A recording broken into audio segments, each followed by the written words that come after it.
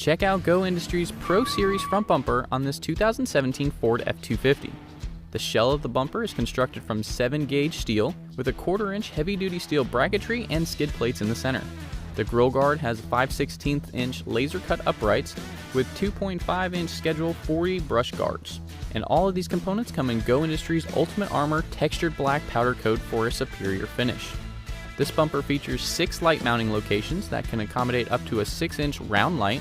4 can be attached to the grille guard in the middle section, and 2 can be mounted in the inner bumper.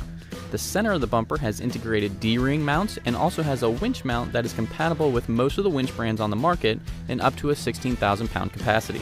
This bumper also has a more angular design on the sides, giving you extra clearance for larger wheel and tire combos.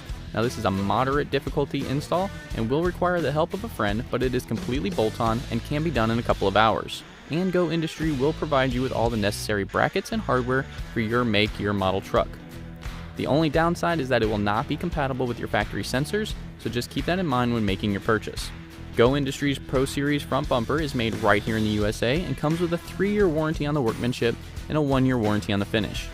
We also ship them for free anywhere in the lower 48 states. If you have any questions, give us a call or visit us online.